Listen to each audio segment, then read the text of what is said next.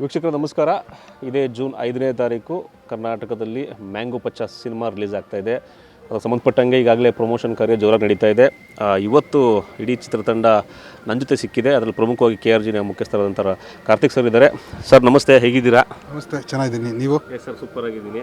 Sir ಒಂದು vibe ಇರುತ್ತೆ sir, ಯಾವುದೋ ಸಿನಿಮಾ ಬರಬೇಕು ಒಂದು ವೈಬ್ ಕ್ರಿಯೇಟ್ ಆಗುತ್ತೆ. ಈ ಸಿನಿಮಾ ನೋಡಬಾರ್ದು ಅಂತೇಳಿ ಫಸ್ಟ್ ಕ್ರಿಯೇಟ್ ಆಗುತ್ತೆ. ಅದು ಮೊದಲಿಂದ ನಂಗೆ ಬಂದ್ಬಿಡುತ್ತೆ, ಒಂದು ಟೈಟ್ಲಿಂದ ಆಗಿರ್ಬೋದು ಅಥವಾ ಒಂದು ಸಾಂಗ್ಗಳಿಂದ ಆಗಿರ್ಬೋದು. ಬಟ್ ಮ್ಯಾಂಗೋ ಪಚ್ಚ ಸಿನಿಮಾ ಟೈಟ್ಲಿಂದನೇ ಅವಾಗ ಕ್ರಿಯೇಟ್ ಮಾಡೋಂಥ ಸಿನಿಮಾ. ಸುಮ್ಮನೆ ನಾನು ಉತ್ಪ್ರೇಕ್ಷಕ ಅಥವಾ ನಿಮ್ಮ ಜೊತೆಲಿ ಇದೀನೋ ಅಂತ ಹೇಳ್ತಿಲ್ಲ. ಟು ಬಿ ಹಾನೆಸ್ಟ್ಲಿ ನನಗೆ ಭಾಳ ಇಷ್ಟ ಆಗಿದ್ದು ಟೈಟ್ಲಲ್ಲಿ. ಒಂದು ಟೈಟ್ಲು ಎಲ್ರಿಗೂ ಇನ್ವಿಟೇಷನ್ ಇರುತ್ತೆ. ಸೊ ಅದನ್ನು ನೀವು ಫೈನಲ್ ಮಾಡೋ ಕೇಳ್ತಾ ಬಂದೆ ಒಂದು ಕಡೆ ಹೆಂಗೆ ಓಕೆ ಆಯಿತು ಅಂತೇಳಿ. ಇನ್ನೊಂದು ಸಲ ನಿಮ್ಮ ಬಾಯಿಂದ ಕೇಳೋದು. ಟೈಟಲ್ ಬಂದು ಹೆಂಗೆ ಅಂದರೆ ಫಸ್ಟು ನಮಗೆ 2020 ವಿವೇಕ್ ಬಂದು ಕತೆ ಹೇಳಿದರು. ಅವಾಗ ಬೇರೆ ಟೈಟಲ್ ಇತ್ತು, ಮೈಸೂರು ಮ್ಯಾಂಗೋ ಅಂತಲೂ ಏನೋ ಇತ್ತು. ಆಮೇಲೆ ಸಿನಿಮಾದಲ್ಲಿ ನಾಯಕನ ಪಾತ್ರ ಪ್ರಶಾಂತ. ಸೊ ಅವನ್ನ ಪಚ್ಚ ಅಂತ ಹುಡುಗರೆಲ್ಲ ಹೇಳ್ತಾರೆ. ಆಮೇಲೆ ನಮ್ಮ ಮೈಸೂರು ಕಡೆ ಅಥವಾ ಪಚ್ಚ ಅಂತಾರೆ ಅಥವಾ ಪಚ್ಚೆ ಅಂತಾರೆ ಪ್ರಶಾಂತ ಅನ್ನೋದು. ಸೊ ಅದು ಎಲ್ಲೋ ಒಂದು ಕ್ಯಾರೆಕ್ಟರ್ ಪಚ್ಚ ಅನ್ನೋ ಆಗೋನು ಮ್ಯಾಂಗೋ ಪಚ್ಚ ಆಗ್ತಾನೆ. ಅದೊಂದು ಸಿನಿಮಾದಲ್ಲಿ ಒಂದು ಪಾಯಿಂಟ್ ಬರುತ್ತೆ. ಅದು ಅವರು ಫುಲ್ ಸ್ಕ್ರಿಪ್ಟ್ ಕೊಟ್ಟಾಗ ಆ್ಯಂಡ್ ಮ್ಯಾಂಗೋ ಪಚ್ಚ ಅರೈವ್ಸ್ ಅನ್ನೋದು ಒಂದು ಬರೆದಿದ್ರು. ಇದು ಈ ಸೌಂಡಿಂಗ್ ಚೆನ್ನಾಗಿದೆಯಲ್ಲ ಮ್ಯಾಂಗೋ ಪಚ್ಚ ಅನ್ನೋದನ್ನು ಇಡಬಾರ್ದ ಅಂತ ನನಗೆ ಇಷ್ಟ ಆಗ್ಬಿಟ್ಟು ನಾನು ಅದನ್ನು ರಿಜಿಸ್ಟರ್ ಮಾಡಿಸ್ದೆ ಗೊತ್ತು. ಆವಾಗ ಸುಮ್ಮನೆ ನನಗೆ ಏನಾದರೂ ಟೈಟಲ್ ಇದ್ದಾಗ ಅದನ್ನು ಇಟ್ಕೊಂಡು ಆಮೇಲೆ ಎಲ್ಲರಿಗೂ ಸರ್ಗೆ ಹೇಳಿದಾಗ, ಮೇಡಮ್ಗೆ ಹೇಳಿದಾಗ, ಯೋಗಿಗೆಲ್ಲ ಇಡೀ ಟೀಮ್ಗೆ ಹೇಳಿದಾಗ ಆ ಟೈಟಲ್ ಇಷ್ಟಪಟ್ಟರು. ಫಸ್ಟ್ ಹೇಗೆ ಸೌಂಡ್ ಮಾಡಿಸ್ಬೇಕು ನೀವು ನೋಡಿದ್ರೆ ಫಸ್ಟು ಪಚ್ಚ ಅಂತ ಅನ್ನೋದನ್ನು ನಾವು ಟೈಟಲ್ ಹೇಳಿರಲಿಲ್ಲ. ಬಟ್ ನಾವು ಮುಹೂರ್ತದ ವೀಡಿಯೋ ಫಸ್ಟ್ ಬಂದಾಗ ಅದರಲ್ಲಿ ಒಂದು ಸಣ್ಣ ಮ್ಯೂಸಿಕ್, ಒಂದು ಥೀಮ್ ಮ್ಯೂಸಿಕ್ ಇಟ್ಕೊಂಡಿದ್ವಿ. ಅದ್ರಲ್ಲಿ ಪಚ್ಚ ಅಂತ ಅನ್ನೋದು 2-3 ಸತಿ ಹೇಳಿತ್ತು.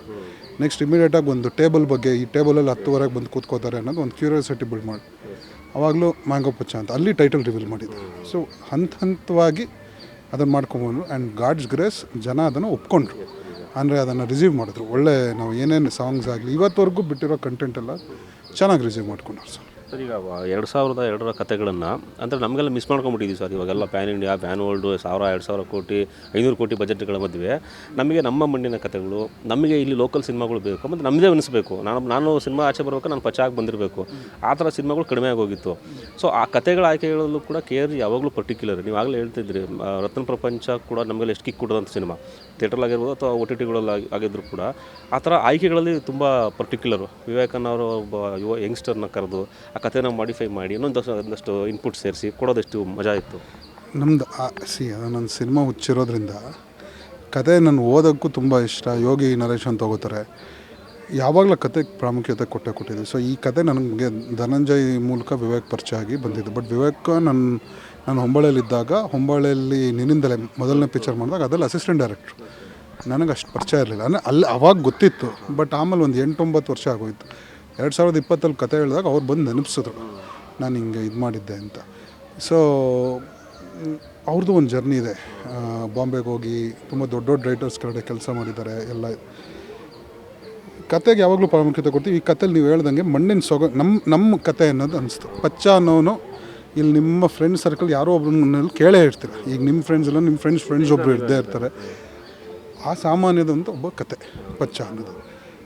ಅವ್ನ ಲೈಫಲ್ಲಿ ಒಂದು ಜರ್ನಿ ನಡೆಯುತ್ತೆ. ಏನೋ ಒಂದು ಸಿಗುತ್ತೆ, ಏನೋ ಒಂದು ಸಿಕ್ಕಿದಾಗ ಏನೇನು ಆಗುತ್ತೆ ಅನ್ನೋದು ಒಂದಿರುತ್ತೆ. ನಿಮಗೆ ಯಾವಾಗಲೂ ಆಮೇಲೆ ಒಂದು ಊರು ಬ್ಯಾಕ್ ಡ್ರಾಪ್, ಒಂದು ಊರನ್ನ ನೀವು ಕ್ಯಾರೆಕ್ಟರ್ ಆಗ್ಬಿಟ್ರೆ ಸಿನಿಮಾದಲ್ಲಿ ಅದು ಬೇಕು ಅಂತ ಫೋರ್ಸ್ ಮಾಡೋಕ್ಕಾಗಲ್ಲ. ಅದು ಅವ್ರು ಬರೆದಾಗಲೇ ಹಂಗಿತ್ತು. ನೀವು ನೋಡಿದಾಗ ಸೂಫ್ರಮ್ ಶೋ ಅಲ್ಲಿ ಆ ಊರು ಒಂದು ಇದಿತ್ತು. ಕಾಂತಾರ ಮಾಡಿದಾಗ ಆ ಊರು ಒಂದು ಇದಲ್ಲಿತ್ತು. ಉಳಿದವರು ಕಂಡಂತೆ ಮಾಡಿದಾಗ ಇತ್ತು. ಅದೇ ಥರ ನಾರ್ತ್ ಕರ್ನಾಟಕ ಸಿನಿಮಾ ನಾವು ಉತ್ತರಾಖಂಡ ಮಾಡಿದಾಗಲೂ ಅದು ಮಾಡ್ತಿರುವಾಗ್ಲೂ ಈಗ ಅದೊಂದು ಬ್ಯಾಕ್ ಡ್ರಾಪಲ್ಲಿ ಆ ಊರದ್ದು ಒಂದು ಅದೊಂದು ಮಹತ್ವ ಇದೆ ಊರದ್ದು. ಸೇಮ್ ಇದ್ರಲ್ಲಿ ಮೈಸೂರಿಗೆ ಅಷ್ಟೇ ಪ್ರಾಮುಖ್ಯತೆ ಮಹತ್ವ ಇದೆ. ಮೈಸೂರು ಆ ಟೈಮಲ್ಲಿ ಹೇಗಿತ್ತು, ಇವನಿಗೆ ಹೇಗೆ ಇವನು ಬೆಳೆದ, ಏನೇನಾಗುತ್ತೆ, ಮ್ಯಾಂಗೋ ಪಚ್ಚ ಯಾಕಾದ, ಹೇಗಾದ, ಆಮೇಲೆ ಮ್ಯಾಂಗೋ ಪಚ್ಚ ಆದಮೇಲೆ ಏನೇನಾಗುತ್ತೆ ಒಂದು ಜೀವನದಲ್ಲಿ ಅನ್ನೋದು ಒಂದು ಜರ್ನಿ ಇದೆ. ನಾವು ಕತೆಗೆ ಮಾತ್ರ ಎವ್ರಿ ಟೈಮ್ ಇದು ತುಂಬ ಸಾಮಾನ್ಯದವನೊಬ್ಬ ಕತೆ. ಸರ್ ಈಗ ನಾರ್ಮಲಾಗಿ ಇದೊಂದು ಲೆಗಸಿ ಕಂಟಿನ್ಯೂ ಮಾಡ್ತಿರುವಂಥ ಸಿನಿಮಾ. ಅಂದರೆ ಕಿಚ್ಚ ಸುದೀಪ್ ಅವರು ಫ್ಯಾಮಿಲಿಯಿಂದ ಬಂದಿರೋಂಥ ಸಂಚಿತ್ತು. ನಮಗೆಲ್ಲೋ ಅನ್ನಿಸ್ತದೆ. ನಾನು 2 ಸಲ ಭೇಟಿಯಾಗಿದ್ದೀನಿ. ನಮಗೆಲ್ಲೂ ಅದು ಅನ್ನಿಸ್ಲಿಲ್ಲ, ಸುದೀಪ್ ಸರ್ ಫ್ಯಾಮಿಲಿಯಿಂದ ಬಂದಿರೋದು ಆ ಥರ ಎಲ್ಲೋ ಅನ್ನಿಸ್ಲಿಲ್ಲ. ಟು ಬಿ ಹಾನೆಸ್ಟ್ಲಿ ಸಿನಿಮಾದಲ್ಲಿ ಹೆಂಗೆ ಸರ್ ಗೊತ್ತಿಲ್ಲ ನಮಗೆ, ಸೆಟ್ಟಲ್ಲಿ ಹೆಂಗೆ ಸಿಕ್ಕಾಬಿಡ ಅಂಬಲ್ ಸರ್. ತುಂಬ ಒಂಥರ ನನಗೆ ಅವ್ರ ಬಗ್ಗೆ ಒಂದು ಏನು ಅಂತಂದರೆ ಗ್ರೌಂಡೆಡ್ಡು, ತುಂಬ ಹಂಬಲ್ಲು. ಏನೋ ಒಂದು ನಾನು ಹಂಗಿರ್ಬೇಕು ಹಿಂಗಿರ್ಬೇಕಿಲ್ಲ, ಎಲ್ಲಿ ಬೇಕಾದ್ರೆ ನಾನು ಈಗ ಶೂಟಿಂಗ್ ಮಾಡ್ತಾ ಇರೋರ್ಲು ನೀವೆಲ್ಲಿರ್ತೀರ ನಾನು ಅಲ್ಲೇ ಇರ್ತೀನಿ. ಈ ಕೂಡ ಡಿಮಾಂಡೆಡ್ ಆರ್ ಈ ಕೂಡ ಆಸ್ಟ್ ನಾಟ್ ಡಿಮಾಂಡೆಡ್ ಆಸ್ಟ್. ನಾವೇನು ಇಲ್ಲ ಅಂತಿರಲಿಲ್ಲ, ಬಟ್ ಇಲ್ಲ ಸರ್ ನೀವೆಲ್ಲ ಎಲ್ಲಿರ್ತೀರ, ನಾನು ಅಲ್ಲೇ ಬಂದಿರ್ತೀನಿ. ಆಮೇಲೆ ಎಲ್ಲ ಡಿಪಾರ್ಟ್ಮೆಂಟಲ್ಲೂ ಇನ್ವಾಲ್ವ್ ಆಗ್ತಾರೆ. ನನಗೆ ಹಿಂಗೆ ಬೇಕು ಅನ್ನೋದಕ್ಕಿಂತ ಹೀಗೆ ಮಾಡ್ಬೋದಾ ಅನ್ನೋದು ಒಂದು ತುಂಬ ಗ್ರೌಂಡೆಡ್. ಆಮೇಲೆ ಆ ಥರ ಈಗ ಆಫೀಸ್ ಬಂದು ಮಾತಾಡ್ಸ್ಬೇಕಾ ಬರ್ತಾರೆ, ಎಲ್ಲಿ ನಾನು ಹಂಗೆ ಹೋಗಬಾರ್ದು ಇಲ್ಲಿ ಹೋಗಬಾರ್ದು ಅಂತ ಇಲ್ಲ. ಆಮೇಲೆ ಎಲ್ಲರೂ ಚೆನ್ನಾಗಿ ಮಾತಾಡ್ತಾರೆ, ಒಂದು ಲೈಟ್ ಬಾಯಿಂದ ಹಿಡಿದು ಎಲ್ಲರಿಗೂ ತುಂಬ ಅಷ್ಟೇ ಪ್ರೀತಿಯಿಂದ ಸ್ವಲ್ಪ ಇಂಟ್ರೋವರ್ಟು, ಬಟ್ ತುಂಬ ಕಮ್ಮಿ ಮಾತು, ಬಟ್ ಏನೇ ಮಾತಾಡಿದ್ರು ಅದು ತೂಕವಾದ ಮಾತು. ಈಗ ಮೇಡಮ್ಮು ಮೊದಲನೇ ಬಾರಿ ನಿರ್ಮಾಪಕರಾಗಿ ಆಕಾಡಕ್ಕೆ ಇಳಿತಾ ಇರೋದು. ಮೇಡಮ್ ನಮಗೆ ನಾವು ಸ್ವಲ್ಪ ಆದರೆ ನಿರ್ಮಾಪಕರಾಗಿ ನಮ್ಗೆ ಒಂಥರ ಎಕ್ಸೈಟ್ಮೆಂಟ್ ಇರುತ್ತೆ, ಹೆಂಗೆ ಹ್ಯಾಂಡಲ್ ಮಾಡ್ತಾರೆ, ಅದ್ರ ನಿಮ್ಮ ಜೊತೆ ಎಲ್ಲ ಸೇರ್ಕೊಂಡು ಕೊಲಾಬ್ರೇಟ್ ಆಗಿ ಮಾಡ್ತಿರೋದು. ಸಪೋರ್ಟ್ ಹೆಂಗಿತ್ತು, ಅಲ್ಲಿ ಬಾಸ್ದು ಸಪೋರ್ಟ್ ಹೆಂಗಿತ್ತು? ಈಗ ನನಗೆ ಯಾವುದೋ ಒಂದು ಸಿನಿಮಾ ನೆನ್ಬರ್ತು, ಒಂದು ರಜನಿ ಸರ್ದು ಒಂದು ಸಿನಿಮಾ ನೆನ್ಪು.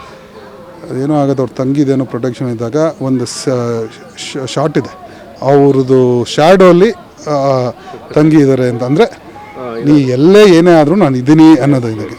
ಸೊ ಸರ್ರು ಈ ಸಿನಿಮಾಗೆ ಆ ಥರ, ಸುದೀಪ್ ಸರ್ ಆ ಸಿನಿಮಾಗೆ ಅವರು ನಮಗೆ ಮಾಡಕ್ಕೆ ಬಿಟ್ರು. ನಮಗೆ ಓಕೆ ತಪ್ಪುಗಳಾಗತ್ತೆ ಪರವಾಗಿಲ್ಲ, ನಾನು ಇದ್ದೀನಿ ಅಂತಲೇ ಹೇಳ್ಕೊಂಬಂದರು ಫಸ್ಟಿಂದನೂ.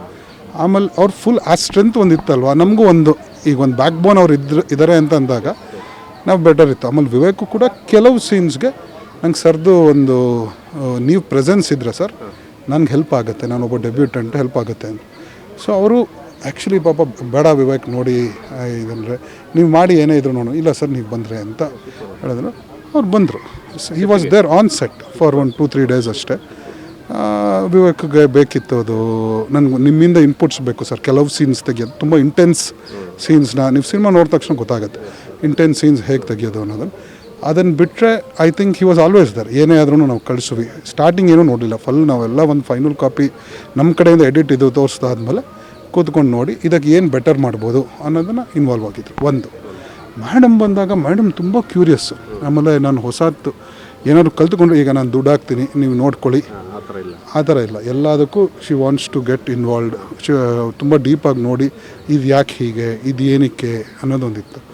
ಆಮೇಲೆ ತುಂಬ ಪೇಷನ್ಸಿಂದ ನಮಗೆ ಆ್ಯಕ್ಚುಲಿ ಐ ಥಿಂಕ್ ಈ ಸಿನಿಮಾದಲ್ಲಿ ಅವ್ರ ಜೊತೆ ಕೆಲಸ ಮಾಡಿದಾಗ ಯೋಗಿಗಾಗಲಿ ನನಗಾಗಲಿ ತುಂಬ ಒಂದು ಸಹನೆ ಒಂದು ತಕ್ಕ ಮಟ್ಟಿಗೆ ನಾನು ಕೊಂಡಿದ್ದೀನಿ ಅವರಿಂದ. ಯಾಕಂದರೆ ನಾವು ಸಿಕ್ಕಾಬಿಡೆ ಸ್ವಲ್ಪ ರ್ಯಾಶ್ ತುಂಬ ಅರ್ಜೆಂಟು ನಮಗೆ ಮಾಡ್ತಾರೆ. ನೀವು ಹೇಳಿದ್ದಕ್ಕೆ ನನಗೆ ಬಂದ ತಕ್ಷಣ ಫೀಲ್ ಆಯ್ತು. ನಾರ್ಮಲ್ ಆಗಿ ಏನಂದರೆ ಆಯ್ತು ಒಂದು ಟೆನ್ಷನ್ ಹೋಗ್ಬಿಡ್ತಿದ್ರಿ, ಬಟ್ ಈಗ ಒಂದು 2 ನಿಮಿಷ ಖುಷಿಯಾಗಿ ಮಾತಾಡಿದ್ರೆ ನನಗೆ ತುಂಬ ಡಿಫ್ರೆನ್ಸ್ ಫೀಲ್ ಆಯ್ತು ನನಗೆ.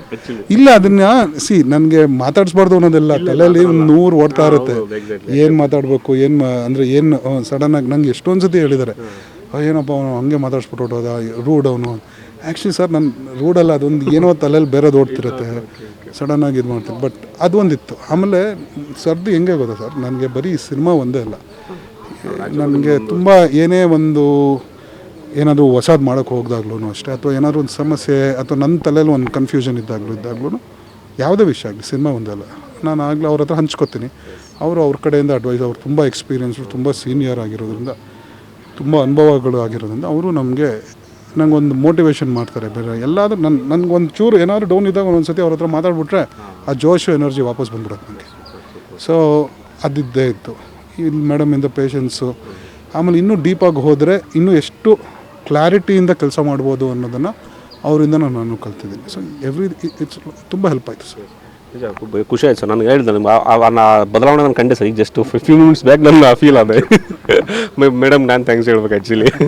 ಆ್ಯಂಡ್ ಸರ್ ಸಾಂಗ್ಸ್ ಅಂತ ಬಂದಾಗ ನಮಗೆ ಮಜಾ ಅಲ್ಲೇ ಸರ್. ಸಿನಿಮಾ ಒಂದು 50% ಗೆಲ್ಲೋದೇ ಸಾಂಗ್ಗಳಿಂದ. ಈಗ ಬರ್ಬೇಕಾದ್ರೆ ಸಾಂಗ್ಗಳು ಕೇಳೋದು ಸುಮಾರು ಸಲ ಕೇಳಿ ನನ್ನ ಮ್ಯೂಸಿಕ್ಸ್ ಲಿಸ್ಟಲ್ಲಿ ಬಂದ್ಬಿಡುತ್ತೆ, ಈ ಸಾಂಗ್ಸ್ ಫಸ್ಟೇ ಬಂದ್ಬಿಡುತ್ತೆ. ನಾವು ಅವಾಗ ಕೇಳ್ತಾ ಇದ್ವಿ ಸರ್ ಟೈಮಲ್ಲಿ 2018-19 ಟೈಮಲ್ಲಿ ಏನು ಚಂದ ಕಾಣಿಸ್ತಾಳೆ ಕೋಡೇರಮ್ಮವ್ವ, ಆ ಸಾಂಗ್ನ ಈ ಥರನೂ ಮಾಡ್ಬೋದಾ ಅಂತೇಳಿ ಮಸ್ತ್. ಈಚಲು ಮರದ್ದು ಒಂದು ಫೋಕ್ ಅದು, ಅದರಿಂದ ನಮಗೆ ಬಾಯ್ಸ್ಗೆ ಅಥವಾ ತುಂಬ ಒಂದು ಹಿಟ್ಟಾಗಿದ್ದು ಒಂದು ಅದೇ ಟ್ಯೂನ್ ಇಟ್ಕೊಂಡು ಕೋಡೇರಮ್ಮವಾಗಿ ಮಾಡಿದ್ದು. ಸೊ ಅದರಿಂದ ನನಗೆ ಈ ಸೀನ್ ಶೂಟ್ ಮಾಡ್ತಿರುವಾಗ ಆನ್ ಸ್ಪಾಟು ಹಸ್ರವ ಅಂತ ಬರೆದಿದ್ದು ಇವರು ಯಾರು ವಿವೇಕ್ ಮತ್ತು ಎಡಿಟ್ರು ಶರತ್.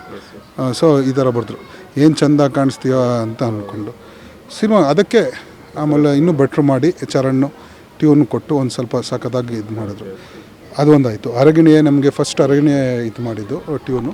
ಒಂದು ಲವ್ ಸಾಂಗ್ ಬೇಕಿತ್ತು. ಆ ಸಾಂಗೂ ಅಷ್ಟೇ. ಆ್ಯಕ್ಚುಲಿ ನೀವು ಸಿನಿಮಾದಲ್ಲಿ ನೋಡಿದ್ರೆ ಒಂದು ಐಡಿಯಾ ಒಂದು ಹೇಳಿದೇನು ಅಂದರೆ, ಈಗ ನೀವು ಸಣ್ಣ ಊರು, ಈಗ ನೀವು ಮೈಸೂರು ಆ ಟೈಮ್ ನೋಡ್ಕೊಳ್ಳೋಣ, ಅಥವಾ ಈಗ ಒಂದು ಸ್ವಲ್ಪ ತುಂಬ ಡೆವಲಪ್ ಆಗಿ ಇದ್ದಾಗಿರ್ಬೋದು. ಅವತ್ತಿನ ದಿನಕ್ಕೆ ನಿಮ್ಮ ಊರಲ್ಲಿ ಸುತ್ತಾಡೋದೇ ಈಗ ಒಂದು ಹುಡುಗ ಹುಡುಗಿ ಊರಲ್ಲಿ ಸುತ್ತಾಡೋದೇ ಅದು ಒಂದು ಏನೋ ಖುಷಿ ಕೊಡೋದು. ಸೊ ವಿವೇಕ್ ಆ ಸಾಂಗು ಚರಣ್ಗೆ ಎಕ್ಸ್ಪ್ಲೇನ್ ಮಾಡಿದೆ, ಇಡೀ ಮೈಸೂರು ಅವ್ರ ಮನೆ ಇದ್ದಂಗೆ. ಸೊ ಅರಮನೆ ಮುಂದೆ ಹೋದ್ರೆ ಅವ್ರ ಬೆಡ್ರೂಮ್ ಇದ್ದಂಗೆ, ಈ ಕಡೆ ಹೋದರೆ ಅವ್ರದ್ದು ಮನೆ ಡ್ರಾಯಿಂಗ್ ಲಿವಿಂಗ್ ಏರಿಯಾ ಥರ, ಆ ಥರದಲ್ಲಿ ಇಡೀ ಮೈಸೂರು ಸುತ್ತಾಡಬೇಕು. ಆ ಥರದ ಒಂದು ಸಾಂಗ್ ಬೇಕು. ಅವರಿಬ್ಬರು ಅವ್ರ ಓನ್ ಟೈಮ್, ಬಿಕಾಸ್ ಬೇರೆ ಬೇರೆದಲ್ಲಿ ಬ್ಯುಸಿ ಇರ್ತಾರೆ. ಬೆಳಗ್ಗೆ ಇಬ್ಬರೂ ಇದಂತ ಸಂಜೆ ಟೈಮ್ ಸಿಕ್ಕಿದಾಗ ಅವ್ರು ಓಡಾಡಿದಾಗ ಏನಾಗುತ್ತೆ. So that was the brief given. ಆದಮೇಲೆ ಮಾಡ್ತಿದ್ದು ಅರಗಿಣಿ ಏನು ತುಂಬ ದೊಡ್ಡ ತುಂಬ ಆ್ಯಕ್ಚುಲಿ ಸಾನ್ವಿ ಅವರು ಎಷ್ಟು ಮೆಲೋಡಿಯಸ್ ಆಗಿ ಆಡಿದ್ದಾರೆ ಅಂತಂದರೆ, ಸಾನ್ವಿ ಅವರು ಈ ಸಿನಿಮಾದಲ್ಲಿ 3 ಹಾಡು ಆಡಿದ್ದಾರೆ, ಇನ್ನೂ 2 ಸಾಂಗ್ ಬಿಟ್ಟಿಲ್ಲ. ಸಿನಿಮಾ ಜೊತೆ ಬಂದಾಗ ಇದಿರುತ್ತೆ. ಒಂದು title track intro title credit ಬಂದಾಗ ಒಂದು ಇವತ್ತಿಗೆ ಜೆನ್ಸಿಗೆ ಅಂತ ಒಂದು blend of Kannada and English 2 lyric ಬರೆದು ಸ್ವಲ್ಪ ಕಂಪೋಸು ಅವರೇ ಮಾಡಿ ಚರಣ್ ಅದನ್ನು ಇಟ್ಕೊಂಡು ಬರೆದಿದ್ದಾರೆ. ಕನ್ನಡ ಲಿರಿಕ್ ಆ ಟೈಟಲ್ ಕ್ರೆಡಿಟ್ ಸಾಂಗಲ್ಲಿ ಕನ್ನಡ ವಿವೇಕ್ ಬರೆದಿದ್ದಾರೆ, ಇಂಗ್ಲೀಷು ಸಾನ್ವಿನೂ ಬರೆದಿದ್ದಾರೆ. ಹಾಗೆ ನನಗೊಂದು ಇವತ್ತು ನಾನು ಮೇಡಮ್ಗೆ ಹೇಳಿದ್ದೇನೆಂದರೆ, ಒಂದೇ ವ್ಯಕ್ತಿ ಈ ಥರ 3 ಹಾಡು different tone, different situation, different tone ಹಾಡಿರೋದು. ಯಪ್ಪ ಒಂದೇ ಸಿನಿಮಾಲಿ ಹಾಡೋರಲ್ವ, ನಾನು ತುಂಬ ಸರ್ಪ್ರೈಸ್ ಆಗ್ತೀನಿ, ತುಂಬ ಇದು ಹೆಂಗೆ ಇವರು ಅನ್ನೋದನ್ನು ಅಂತ. She is a very gifted voice she has. ಅದಕ್ಕೆ ವೆರಿ ಥ್ಯಾಂಕ್ ಯು ಸಾನ್ವಿ ಅವ್ರಿಗೆ. 3 ಸಾಂಗ್ ಹಾಡಿರೋದು, ಆಮೇಲೆ ಅಷ್ಟು ಇನ್ವಾಲ್ವ್ ಆಗಿ ಅವರು ಇದು ಮಾಡಿಕೊಟ್ಟಿದ್ದಕ್ಕೆ. So songs 100% Charan Raj music ಥಿಯೇಟ್ರಲ್ಲಿ ಬಂದಾಗ ಅದು one of the most talking points ಆಗುತ್ತೆ. ಈ ಹಸರಸರಾಗಿ ಕಾಣಿಸ್ತಾಳೆ ಹಾಡು ಕೇವಲ ಒಂದು ಸಾಂಗ್ ಬಂದು ಹೋಗುತ್ತೆ ಅಥವಾ ಅಲ್ಲಲ್ಲಿ ನಮಗೆ ಅವಾಗವಾಗ ಬಂದು ಮಜಾ ಕೊಡ್ತಾ ಇರುತ್ತೆ ಅಂತ? ಎರಡೂ ಇದೆ. ಸರ್, ಜೂನ್ 5ಕ್ಕೆ ಬರ್ತಾ ಇದ್ದೀರಾ, ಪ್ರಿಪ್ರೇಷನ್ಸ್ ಎಲ್ಲ ನಡೀತಾ ಇದೆ. ಒಂದು ಏನಿದೆಯಾ ಸರ್, ಏನಾದರೂ ಒಂದು, ಯಾಕೆಂದರೆ ದೊಡ್ಡ ಮನೆಯಿಂದ ಒಂದು ಹುಡುಗ, ಆ ಒಂದು ಪ್ರೆಷರು ಅಥವಾ ಒಂದು ಜವಾಬ್ದಾರಿ ಜನಗಳು ತಲುಪಿಸೋದು ಅಲ್ಟಿಮೇಟ್ಲಿ. ಜನ ಹೆಂಗೆ ಅಂತಾರೆ, ಆಡಿಯನ್ಸ್ ಹೆಂಗೆ ಅಂತಂದರೆ, ಸುದೀಪ್ ಸರ್ ಅಳಿಯಾದರೂ ಕೂಡ ಅಥವಾ ಫ್ಯಾಮಿಲಿಯಿಂದ ಬಂದರೂ ಕೂಡ ಆಕ್ಸೆಪ್ಟ್ ಮಾಡ್ತಾರೆ. ಸಿನಿಮಾ ಚೆನ್ನಾಗಿಲ್ಲ ಅಂದರೆ ಜನ ತುಂಬ ಸಿಂಪಲಾಗಿ ತಿರಸ್ಕಾರ ಮಾಡ್ತಾರೆ. ಸೊ ಆ ನಿಟ್ಟಿನಲ್ಲಿ ಇಲ್ಲಿವರೆಗೂ ಕೊಟ್ಟಿರೋ ಕಂಟೆಂಟ್ಗಳು ನಮಗೆಲ್ಲ ಮಸ್ತ್ ಇಷ್ಟ ಆಗಿದೆ, ನಮ್ಗೆ ಇಷ್ಟ ಆಗಿದೆ, ಆಡಿಯನ್ಸ್ ಬರ್ತೀವಿ.